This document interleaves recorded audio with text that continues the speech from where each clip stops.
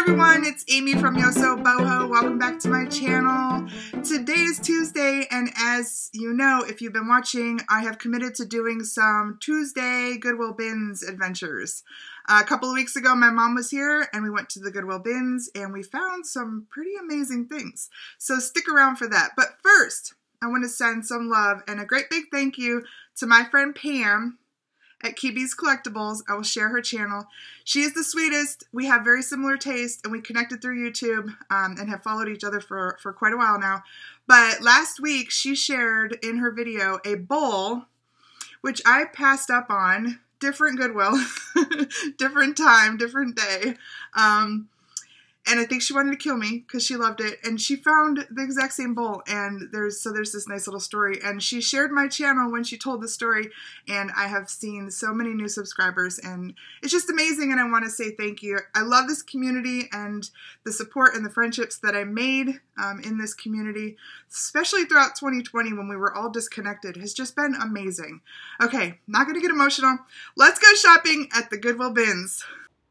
For those of you who may not know what the Goodwill Bins are, these are the Goodwill Bins. Literally plastic bins full of things that either did not sell through the Goodwill store or maybe they were overstocked, didn't have room for them. This is a piece of Blue Sky Clayworks. Normally I would look for those, but that piece, number one, it didn't have a great resale value, and number two, it was not well done. Some of those are really detailed and cool. I just looked at how much that would cost me as far as how much it weighed, because remember, all of these things are sold by the pound. So if something like that was £1.50 pounds or maybe 2 pounds, I'm looking at $2.40. And if I look on eBay and it's sold most recently for $3.50 or even $12, it just doesn't make sense for me. If you didn't catch my bins episode from last week, I'll link it here and below. It's really nice now. I remember pre-pandemic when this was a chaotic place to be, and people would just slam things around and crawl over each other to find, you know, the treasures.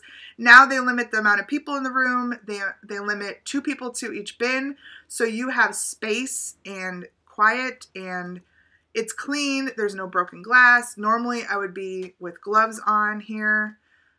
These were some brown drip pieces, unmarked and not a lot of value here. But then I found treasure craft, and that was exciting. It's treasure craft. I feel like I've been finding treasure craft now. Maybe it's just a thing, but I love it. I think it's so cool. And every time I see it, I'm reminded of George, the Antique Nomad. He's kind of like my YouTube crush. He's so knowledgeable, and I watch as much as I can of his videos just to learn. But if you don't know, he wrote a book on treasure craft, and yeah, this is a piece of it.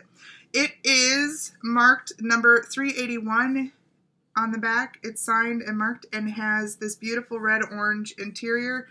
I want to say it's an apple, but it has all these other little fruits around it, like grapes and maybe apples and strawberries. Super cute. It was so grubby, but look at its shiny loveliness now. I have this already posted on eBay. I will share it below. This was a nice little find. Remember, everything's by weight there, so I probably paid less than $1. That's awesome. I figured since I mentioned it, I would share. Here is George's book. I got it on Amazon. Here's that handsome devil. Now, George, I'm going to need you to sign this. So hopefully if we get a resellers group together after the pandemic, I will hunt you down.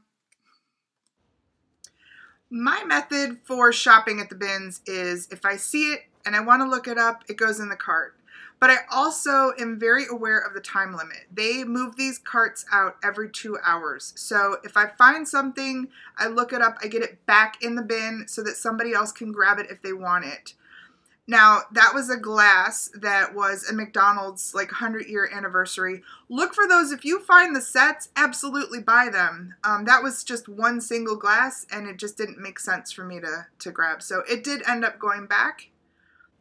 Look at these little guys. This is from a set, like a kid's tea set, and these were adorable. They're made by Department 56, and when I looked them up, I realized that the entire set with the teapot has only sold for between $15 and about $25. So the little cups on their own, probably not valuable. I put them back in the bin in case somebody else thought they needed them for their kids. There was some neat things in here. I probably should have looked at those little houses a little bit better. Wish that fused glass clock was a little nicer. This I should have grabbed. This was a resin piece made by Continental Creations. They make those weird candle holders with like the multiple dogs or cats around the candle. So I probably, because it was horses, I probably would have had an easy sale on that. That was probably a miss on my part. Some other things in there that were cheap. Oh yes, and then I found this thing. It is a key holder. This is kind of a surprise, new in the box. I think it went through the Goodwill because it had, I think, a 3 on it. So it didn't sell for $3 at the Goodwill, and I don't know why. It's super nice. It is resin. It's very realistic looking, and it is a key holder. So there are 2 little brass key hooks, and what a great thing for a cottage or a cabin or log cabin to put inside the back door. Who doesn't love a good moose? My sister does. Cindy, it's on eBay. I'll put it right here if you want to go get him. He's on eBay. There's quite a bit of Christmas stuff. I mean, you'd figure that. It's going to come in after the holiday's over and people are starting to put stuff away. These were a stack of mismatched coasters. I liked the graphic, but they were kind of a mess. And this guy was adorable. He was a wax burner. I don't know where he came from. I haven't been able to find one like him. These were all little kind of miniature scaled down people, probably for like a village or a train setup. They were rather cheap, resin mostly, and just not really well painted. A lot of them said made in China. I don't know, they were very light. This may have been a good bunch to grab, but I didn't. I did, however, find this little cute thing. All those little miniatures in there, and they were so cheap. And this guy, however, is really cool. He is wood. He probably was a piece maybe made in China. He doesn't have any sticker identification on him, but look at how cute. And all the little details. It says Frosty's Christmas Tree Farm, Christmas trees for sale. There's a couple of snowmen in it and these little bottle brush trees all laying in there. But the old truck and the little details just got me. I love it, and I have not put this on eBay. I might when the holidays start to come around, but I also think it'll look beautiful in my decor, so maybe just this year I'll keep it. We'll see, but it's truly cute, and I love it. And talk about cheap. I think probably I spent $0.25 on this or less. I like this old bowl. Maybe I should have grabbed that. Those one-offs are just really hard to sell. But that was a nice old piece. And then I found these 3 Shrek the Third glasses. And again, they went in the cart. I looked them up with the Disney glass, but realized that unless you have the whole set, again, probably not worth it. These 3 actually sold recently for $12 for the 3. And I don't know if you saw that one, but it had a bit of dishwasher damage to it. So they went back in the bin. It was about this time when my mom came over with this box and she said, "You're not going to believe what I found." Check everything when you go to the bins. Open up the boxes. Open up the bags. You never know what you're going to find. This box clearly says salad cutter bowl. For some reason, even though there's a nice clear picture of what it is on the front of the box, Mom had to open it up to see what was inside. I wanted to see what it was. Well, it wasn't a salad cutter bowl. It was somebody's collection of hand-decorated, beautiful hand-decorated ornaments. So Mom and I split them up. Take a look at how we did that and how they ended up looking on my mantle. Which, by the way, is no longer up, so don't worry. Christmas is done here. We're just kind of delayed in videos.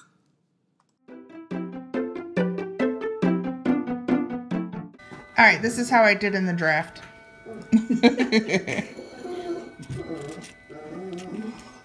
These are absolutely stunning. The more we look at them, the more we realize how much work has gone into these. It's incredible. Yeah. So we each got 2, 4, 6, 8. Yeah. I got an oddball one, so I actually got 9. This one was this was the loser of the draft. Mom said because I paid for them, I get to have that loser. And then Mom's got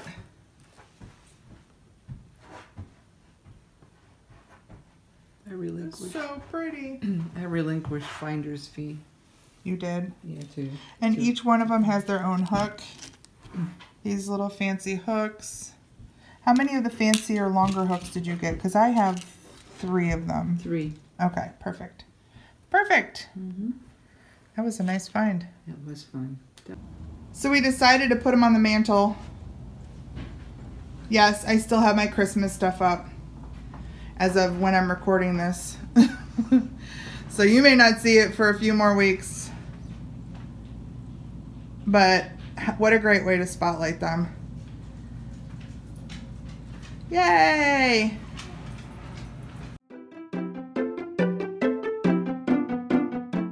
We did find some other things, and as you notice, it's kind of hard to record when you're in these bins. It's not like you're looking at shelves. You're looking down, and then when you get to those bins that are towering full of stuff, you have to dig, and you really need both hands. So at some point, I did tuck my phone away, sanitized it first, and then we had some fun. So let me show you some of the things that I found while we were rummaging through those bins without the camera on right here. You got to do some digging at the bins. That's kind of the rules. It's kind of what's fun about it. You got to get grubby, got to get in there. And here are some awesome things that we found. I'm going to fly through these because I know this video is going to get long. So real quick, some R's. My last name and my man's last name are R's. I want to do like a rest and relaxation R&R type thing for the camper. So that's what that's for. I love them. This is a great sink, stretchable sink strainer that is going downstairs in the basement for my big concrete sink because it's so nice and long. Found some great fake succulents for staging some of my planters, and you know, I probably paid 10 cents for those with this little mossy stuff. Books, we found some cool books, some old books, I think 50s, 60s, just love the colors and the spines.